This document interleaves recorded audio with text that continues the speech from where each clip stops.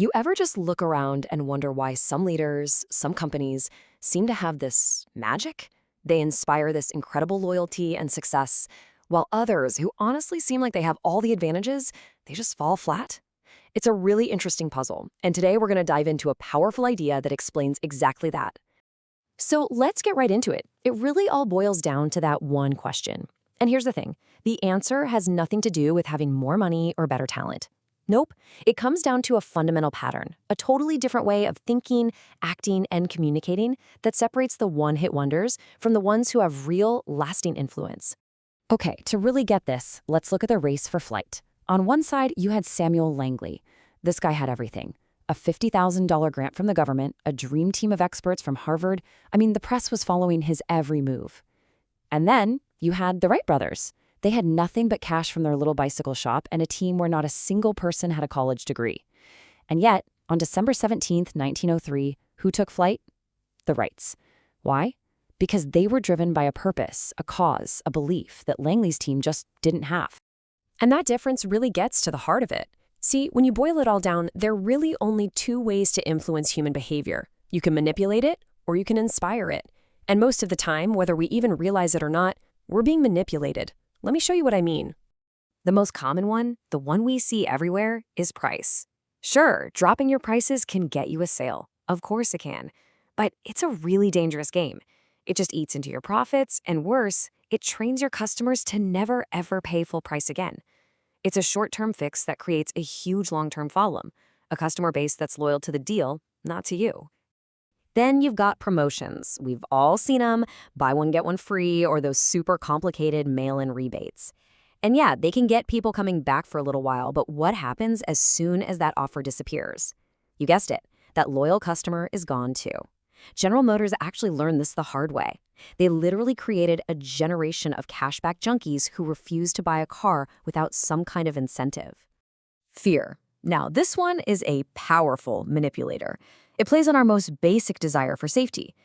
Just think of those ads that warn you of some terrible outcome if you don't buy their product. Protect your family, or don't be the last one on your block without this. It definitely works, but it's based entirely on anxiety, not inspiration. Aspirational messages are everywhere too. They promise us a better version of ourselves if we just buy this one thing. You know the ones, 6 easy steps to a happier life, or get the body you've always dreamed of. It's what gets someone to sign up for a gym membership in January, for sure. But it's not what keeps them showing up in July. It triggers a behavior, but it rarely lasts.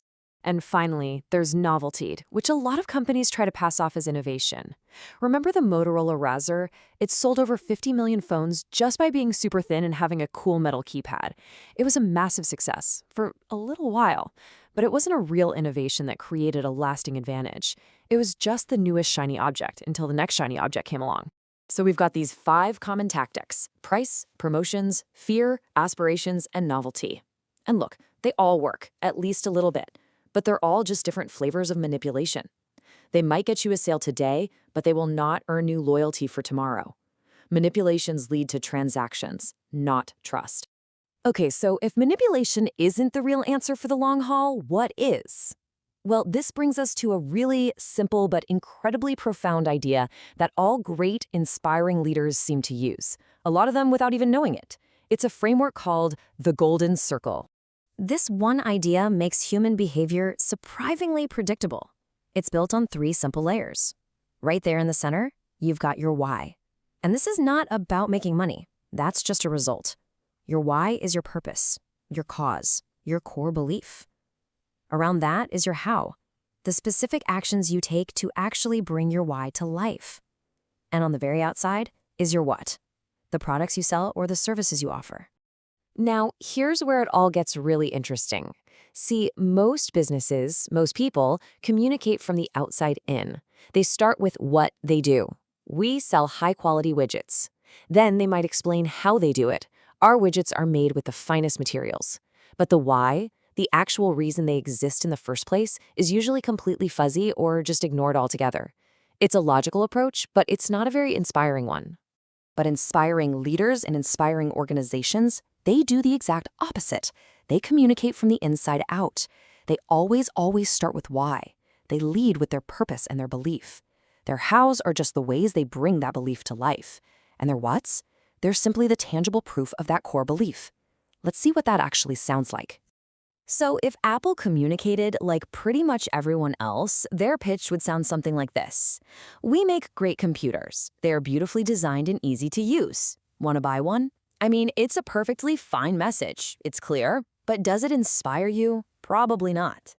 But this is how Apple actually communicates. It's a completely different feeling, right? All they did was reverse the order of the information. They started with their why. And suddenly, that computer isn't just a product anymore. It's a symbol. It's the physical proof of a cause that we can believe in. And this perfectly illustrates the core of this entire idea. People don't buy what you do, they buy why you do it. Let that sink in. We're not just buying a product. We are drawn to the belief behind the product. The whats, the computers, the phones, all of it, they're just the tangible proof of that belief. And what's so cool about this is that it's not just some feel-good marketing theory. It's deeper than that. The power of the golden circle actually lines up perfectly with how our brains are wired. This isn't just an opinion, it's straight-up biology. When you look at a cross-section of the human brain, the structure maps perfectly to this idea. It's wild. So, the outer part of our brain, the neocortex, that's our rational brain. It understands facts, figures, features, all the whats. But the inner part, the limbic brain, that's where our feelings live. It's the source of trust, of loyalty, and it's responsible for all of our decision-making. And here's the kicker. The limbic brain has zero capacity for language. This is the biological reason for what we call gut decisions. You know that feeling when something just feels right? You're actually operating from your limbic brain. And because that part of the brain has no capacity for language, we find it really, really hard to explain our choices rationally. We end up saying things like, I don't know, it just felt right. And then we try to back it up with a bunch of facts and figures to make it sound logical. So we come right back around to this essential truth, because it explains everything. When you communicate your why first, you are speaking directly to the part of the brain that controls behavior and makes decisions.